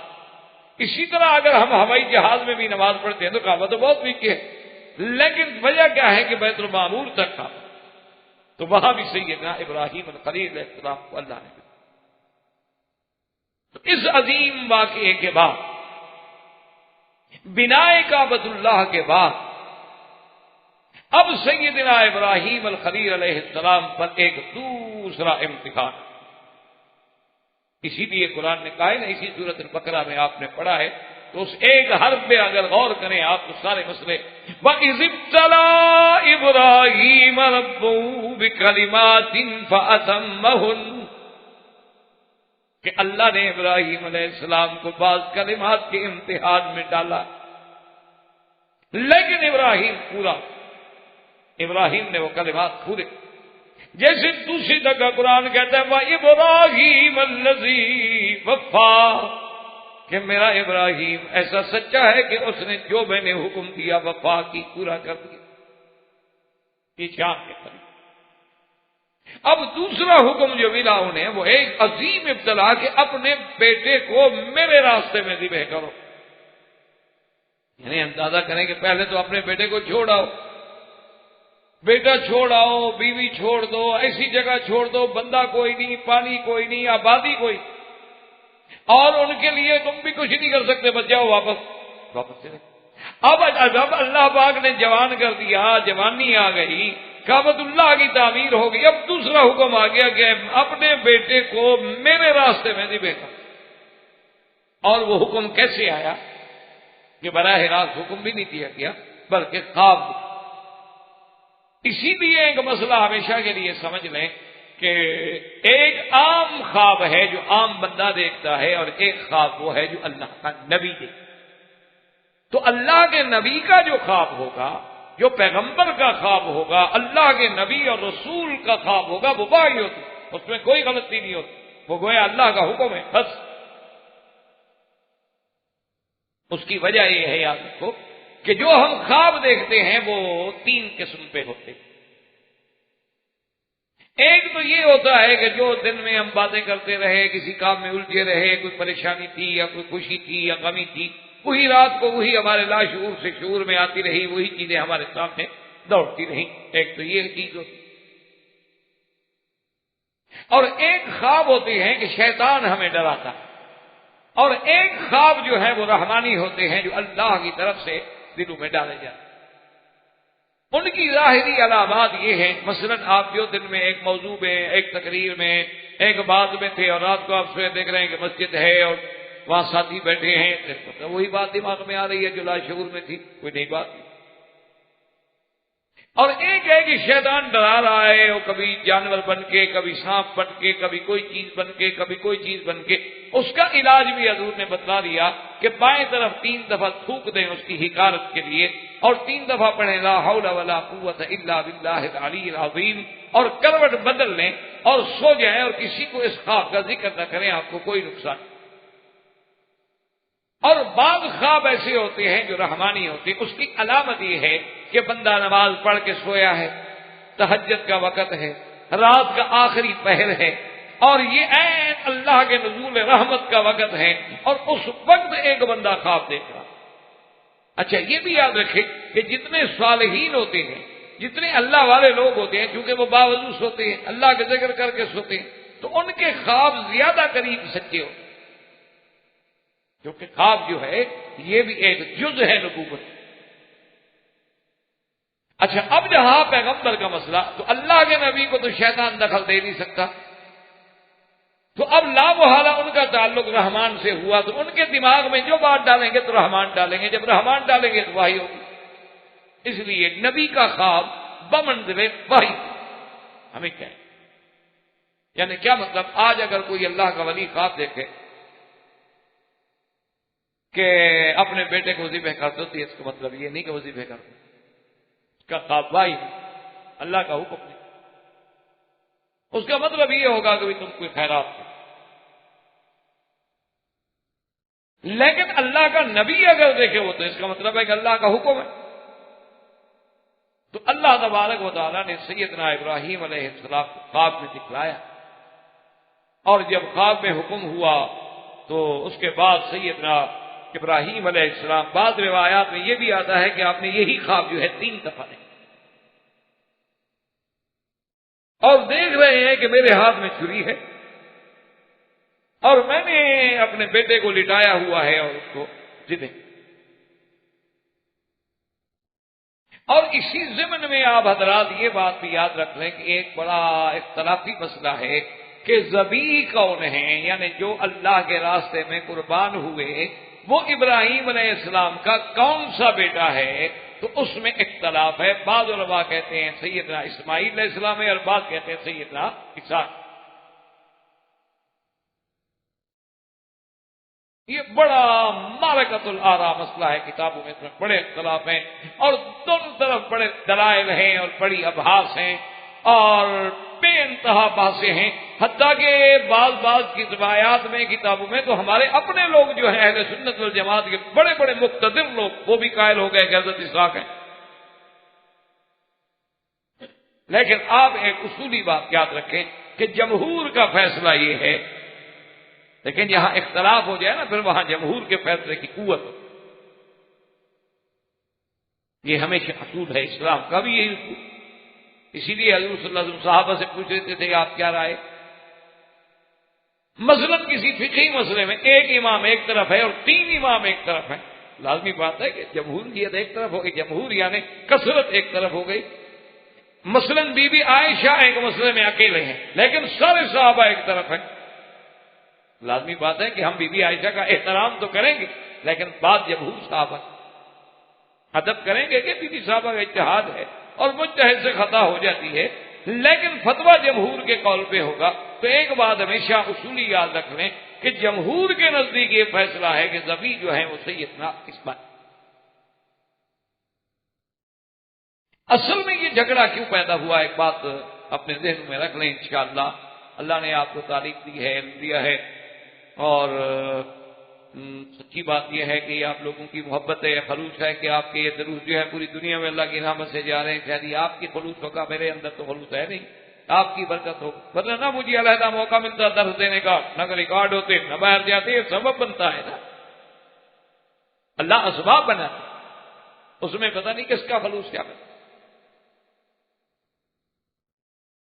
تو یعنی ہمیں وہاں اخباروں میں پڑھ رہا تھا اس کے اشتہارات کے، سیرت نبی کے وہاں اخبارات میں کہا یہ کیا یہاں کون دے رہا ہے؟ میں نے کہا جی یہاں بھی بیچنے والے آ گئے ہیں، چلو بھائی بیچیں، ہم نے تو کچھ ہی نہیں لینا الحمدللہ، لیکن چلو دین تو پہنچ رہا ہے، کوئی بات تو اللہ کے دین کی پہنچ، ہو سکتا ہے کسی کے پلے میں ایک بات پڑ جائے اور اس کی وجہ سے ہم سب کی نجات کا ذریعہ بن جائے، وہ بات کیا پتا ہوتا، کوئی ایک بگڑا ہوا آدمی ٹھیک ہو گیا۔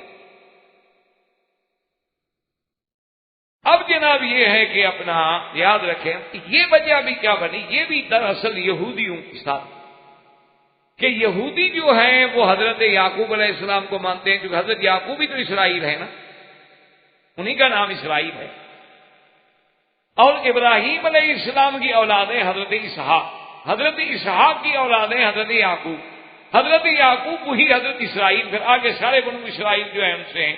تو انہوں نے کہا کہ یہ شرف جو ہے بجائے اسماعیل کو جانے کے، اگر اسماعیل کو ذبیح مانے تو یہ تو عرب کو عزت مل گئی، یہ تو پھر شرف عرب کو ملا، بنو اسرائیل کو تو نہ ملا۔ تو انہوں نے روایات کو گڑبڑ کر دیا، انہوں نے کہا کہ نہیں یہ اسحاق۔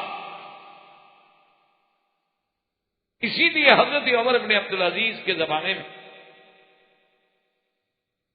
انہیں جب پتا چلا کہ فلاں ایک یہودی عالم جو ہے وہ مسلمان ہو گیا ہے تو آپ نے فوراً اس کو بلایا،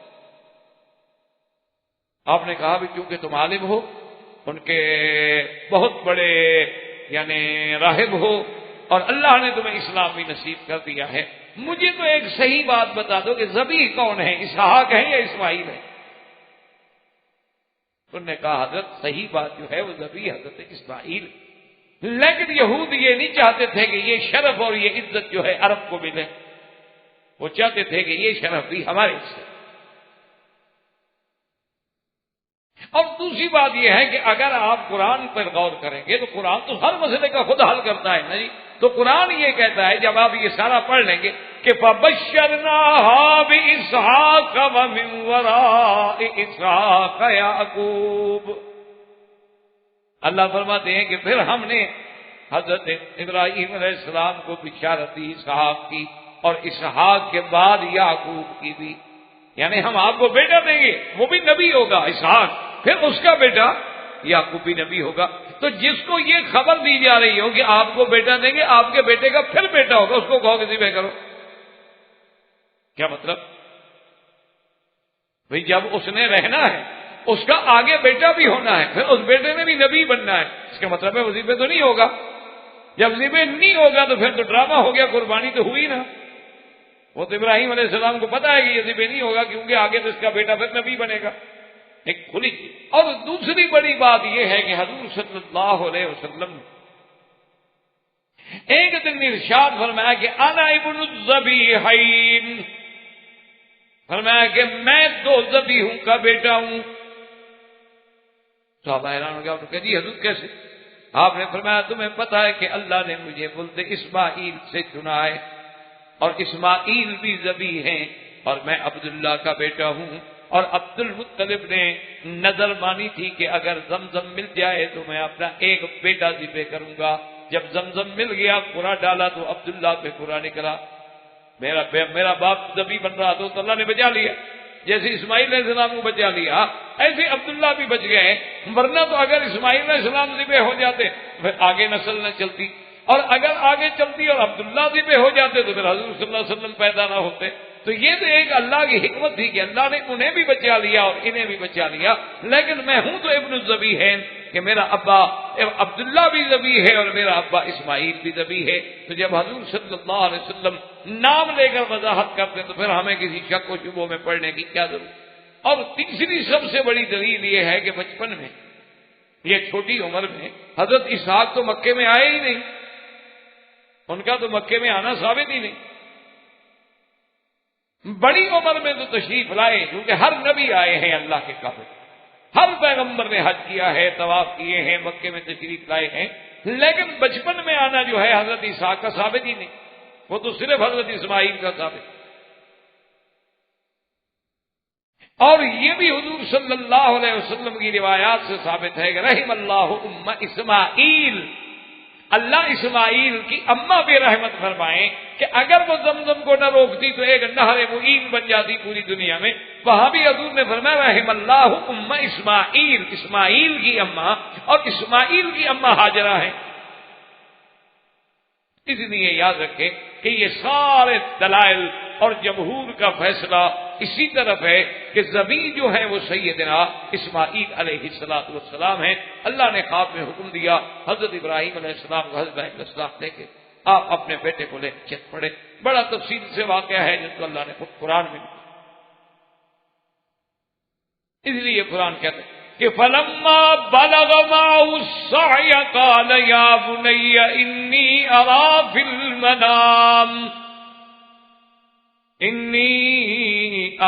الْمَنَامِ أَنِّي أَذْبَحُكَ فَانظُرْ مَاذَا تَرَىٰ۔ اللہ فرماتے ہیں کہ جب اسماعیل جوان ہو گئے، جب اسماعیل کام کاج کے قابل ہو گئے، ساتھ چلنے کے قابل ہو گئے، دوڑنے کے قابل ہو گئے، آپ اپنے بیٹے کو لے کے تشریف لے گئے، اور اس کے بعد اپنے بیٹے سے خطاب فرمایا کہ یا بنی انی ارا فی المنام انی اذبحک، مجھے خواب دکھلایا گیا ہے، صاف بتا کہ میرے بیٹے مجھے خواب میں یہ دکھایا کہ انی اذبحک، میں تمہیں ذبح کر رہا ہوں، فانظر ماذا تری، یاد رکھیں فانظر نظر کے معنی میں ہے، اس کا معنی دیکھنا بھی ہوتا ہے، اس کا معنی تدبر اور غور کرنا بھی ہوتا ہے، صرف دیکھنے کا مطلب نہیں ہے، ایک تو نظر ہے نا دیکھنا، جیسے قرآن کہتا ہے وجوہ یومئذ ناظرۃ الی ربھا ناظرہ، اپنے رب کو دیکھیں گے۔ اور ایک قرآن کہتا ہے افلا ینظرون الی الابل کیف خلقت، اور دوسری جگہ قرآن کہتا ہے فَلْيَنظُرِ الْإِنسَانُ مِمَّ خُلِقَ، اور تیسری جگہ کہتا ہے فَلْيَنظُرِ الْإِنسَانُ إِلَىٰ طَعَامِهِ أَنَّا صَبَبْنَا الْمَاءَ صَبًّا، اور کہیں قرآن کہتا ہے اولم ینظروا، کیا تم تدبر نہیں کرتے، غور نہیں کرتے، دیکھتے نہیں؟ تو اس لیے قرآن پاک نے یہاں یہ کہا کہ حضرت ابراہیم نے اپنے بیٹے سے کہا کہ فانظر ماذا ترى، کہ اب میرے بیٹے آپ غور کریں، تدبر کریں، سوچ کے مجھے بتائیں آپ کیا جانتے ہیں، آپ کی کیا رائے ہے اس مسئلے میں۔ کیونکہ حضرت ابراہیم الخلیل علیہ السلام یہ نہیں چاہتے تھے کہ قہرن اپنے بیٹے کو ذبح کر دیں۔ یہ کوئی بات تو نہ ہوئی، بہتر ہے کہ میں آپ کی رائے لیں، اور آگے تو نبی کا بیٹا ہے، ہمارا بیٹا تو انبیاء۔ اللہ کیا پیارا جواب دیا ہے اللہ کے قرآن میں، غور کر۔ قال یا ابت افعل ما تؤمر، کہ ابا جان آپ کریں جو آپ کو حکم دیا گیا۔ دیکھو بیٹا، باپ تو کہتا ہے میں نے خواب دیکھا، لیکن بیٹا کہتا ہے ابا جان آپ وہ کریں جو حکم۔ سمجھیں کہ خواب جو ہے اللہ کا حکم ہے، خواب نہیں۔ قال یا ابت افعل ما تؤمر، آپ کو جو امر دیا گیا ہے اللہ کا پورا کریں۔ ستجدنی انشاء اللہ، ستجدنی انشاء اللہ من الصابرین، اور ابا انشاءاللہ اللہ نے چاہا تو مجھے بھی اس امتحان میں صبر کرنے والا پاؤ گے، فکر نہ کرو، غم نہ کریں۔ اسی لیے علامہ اقبال نے کیا بڑی پیاری بات، وہ کہتے ہیں یہ فیضان نظر تھا، یہ فیضان نظر تھا، یا کہ مکتب کی کرامت تھی، سکھائے کس نے اسماعیل کو آداب فرزندی۔ یہ ہے نا مقام کہ باپ کہتا ذبح کرنا، کہتے حاضر، ٹھیک ہے، اگر آپ ذبح کرنے پہ تیار ہیں تو میں بھی ذبح ہونے پہ تیار ہوں۔ ستجدنی انشاء اللہ، انشاء اللہ من الصابرین۔ لیکن کتابوں میں آتا ہے کہ سیدنا اسماعیل نے عرض کیا کہ ابا جان میری کچھ خواہشیں ہیں، ایک تو مہربانی کر کے مجھے سجدے کی حالت میں لٹا دیں تاکہ میرے چہرے پہ نظر نہ پڑے آپ کی، اللہ کے حکم میں کہیں دیر نہ ہو جائے، اور دوسرا میری شہادت کے بعد میرا خون آلود کپڑے جو ہیں میری والدہ تک پہنچا دیے جائیں۔ بعد مفسرین نے کہا کہ میرے گھر والوں کو دے دیے جائیں۔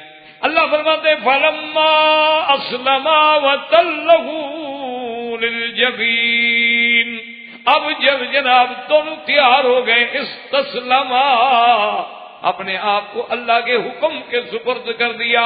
اور بعض مفسرین کہتے ہیں فلما اسلما، اب جب حضرت ابراہیم نے بسم اللہ اللہ اکبر پڑھا، وَتَلَّهُ لِلْجَبِينِ، اور اپنے بیٹے کو پیشانی کے پر لٹا دیا۔ آپ ذرا اندازہ کریں اس دور پہ، اس وقت پہ کیا کیفیت ہوگی کہ باپ اپنے بیٹے کو لٹا کے اپنے ہاتھ سے ذبح کرنے پہ تیار کھڑا ہو۔ کہہ دینا تو بڑا آسان ہے، کہہ دینا بڑا، لیکن کرنا جو ہے وہ بڑا۔ اپنے بیٹے کو خود لٹا رہے، خود چھری ذبح تیز کر رہے، اور لٹانے کے بعد خود ذبح کرنے میں کھڑے، تیار کھڑے۔ اس لیے قرآن خود کہتا ہے کہ فلما اسلما وتلہ للجبین، اب جب لٹا دیا چھری چلک، اب جناب چھری نہیں چلتی۔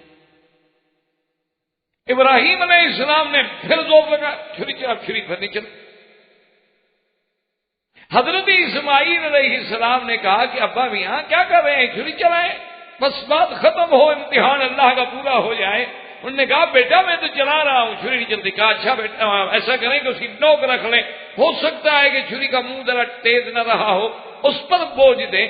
لیکن مفسرین نے لکھا ہے اور بعض روایات میں موجود ہے کہ اللہ نے حکم دیا جبریل کو کہ ایک پیتل کی پلیٹ جو ہے نا، وہ بالکل اسماعیل کی گردن کے مطابق وہ ذرا اوپر چڑھا دیں، زور لگانے دیں، ہم ذبح تو نہیں ہونے دیتے۔ اب جناب آگے پیتل کی پلیٹ کیسے ذبح ہو، اب زور لگا رہے ہیں، حتیٰ کہ ایک روایت میں کتابوں میں یہ بھی آتا ہے کہ غصے میں جو آئے نا حضرت ابراہیم اور خلیل چھری کو پھینکا، آدمی غصے میں آ جاتا ہے نا، کوئی چیز نہ چلے، کوئی چیز کام نہ کرے، آپ دیکھیں کام کرے وہ کام نہ کرے، ابھی غصے پھینک۔ ابراہیم علیہ السلام نے بھی غصے سے چھری کو پھینکا تو چھری نے آواز دی اللہ کے حکم سے کہ ابراہیم الخلیل کیوں غصہ کر رہے ہو، مجھ پہ کیوں غصہ کر رہے ہو؟ آپ کہتے ہیں اقتعی کہ ذبح کر چل، اور مجھے میرا خالق کہتا ہے کہ نہ چل، بتلاؤ میں کس کا حکم مانوں، میرے اوپر کیوں غصہ کر رہے ہو؟ لیکن اب دیکھیں خدا کی شان ہے، اللہ تبارک و تعالیٰ کا قرآن پہ غور کریں، فرماتے ہیں وَنَادَيْنَاهُ أَن يَا إِبْرَاهِيمُ قَدْ صَدَّقْتَ الرُّؤْيَا إِنَّا كَذَلِكَ نَجْزِي الْمُحْسِنِينَ إِنَّ هَذَا لَهُوَ الْبَلَاءُ الْمُبِينُ وَفَدَيْنَاهُ بِذِبْحٍ عَظِيمٍ۔ اللہ نے حکم دیا ابراہیم تو سچا، تیری بات سچی ہو گئی، تو نے پوری کر دی، میرے حکم کی تعمیل ہو گئی، تو نے تو اپنا بیٹا ذبح کے لیے پیش کر دیا ہے، لٹا بھی دیا، چھری بھی چلا دی، اب میری مرضی میں بچا لوں۔ اور اللہ نے حکم دیا کہ جبریل جلدی سے لے جاؤ جنت سے ایک دمبا، اکرن بڑا ٹھیک ٹھاک دمبا ہو، سینگ ہوا، جلدی لے جاؤ تاکہ ابراہیم الخلیل کو سمجھ آ جائے کہ بھائی چھری بھی ٹھیک ہے، ذبح بھی ہو سکتا ہے، چھری بھی چل سکتی ہے، لیکن اللہ جو نہ چلنے دے تو ہم کیا کریں؟ اس لیے اللہ تبارک و تعالیٰ نے فرمایا وَفَدَيْنَاهُ بِذِبْحٍ عَظِيمٍ، ہم نے بہت بڑی قربانی جنت سے بھیجی جس کو ابراہیم علیہ السلام نے اپنے ہاتھوں سے ذبح کیا۔ اور یہ بھی روایات میں موجود ہے کہ اس کے سینگ جو تھے وہ کعبۃ اللہ کے اندر رکھے رہے زمانے تک۔ ایک دفعہ حضرت آقا انعامدار صلی اللہ علیہ وسلم نے حضرت عثمان کو بلایا تھا، 6 بجے کے پاس چابی تھی کعبۃ اللہ کی، فرمایا میں جب کعبۃ اللہ کے اندر گیا ہوں تو وہاں اس جانور کے سینگ رکھے ہوئے ہیں، مجھے بات بھول گئی، ان پہ کپڑا ڈال دو تاکہ اندر جا کے نماز پڑھنے والوں کا خیال جو ہے ادھر نہ رہے۔ تو وہ سینگ بھی محفوظ کر دیے گئے تاکہ یاد قربانی جو ہے اسماعیل علیہ السلام کی یادگار رہے، اور اللہ نے اس کے بدلے میں جنت سے مینڈا بھجوایا جو ذبح ہوا، اور اسماعیل علیہ السلام کی قربانی قبول ہو گئی۔ اور یاد رکھیں کہ یہی سنت ہے جو قیامت تک بنی۔ اسی لیے جب حج میں ہم قربانی کرتے ہیں، صحابہ نے پوچھا کہ حضور یہ کیا؟ فرمایا سنت ابیکم ابراہیم، یہ آپ کے ابا ابراہیم کی سنت ہے۔ اللہ اس منظر کو ایسا قبول فرمایا ہے کہ وہ قیامت تک زندہ رکھنا چاہتا۔ اور اسی طرح وہ سینگ جو تھے، اور ایک روایات میں یہ بھی ہے کہ کافی عرصے تک وہ کعبۃ اللہ کے اندر رہے، اور پھر میزاب رحمت کے ساتھ ان کو باقاعدہ لٹکا بھی دیا گیا، معلق بھی کر دیا گیا، لیکن خدا کی قدرت ہے کہ بڑی مدتوں کے بعد، زمانے کے بعد اللہ کے کعبے میں آگ لگی، اور جب وہ آگ لگی تو اس میں جہاں غلاف مبارک جل گیا، اندر جو خزانہ تھا وہ جل گیا، تو اس میں وہ جو قرن محفوظ چلے آ رہے تھے، قربانی کے سینگ چلے آ رہے تھے، وہ بھی جل، وہ بھی محفوظ نہ رہ سکے۔ تو اللہ تبارک و تعالی نے سیدنا ابراہیم الخلیل علیہ السلام پر ایک تو اتنا بڑا امتحان کہ اپنے اولاد کی ذبح کا بھی حکم فرمایا۔ اسی لیے میں نے عرض کیا تھا نا کہ انہ بدل نفسہ للنیران وبدل بلدہ للقربان وبدل مالہ للضیفان۔ تو یہ شان تھی سیدنا ابراہیم الخلیل علیہ السلام کی۔ وما علینا الا البلاغ وآخر دعوانا الحمدللہ رب العالمین۔ احباب کرام، اس کے بعد اب آپ اس مبارک سلسلے کی CD نمبر 8 سماعت فرمائیں۔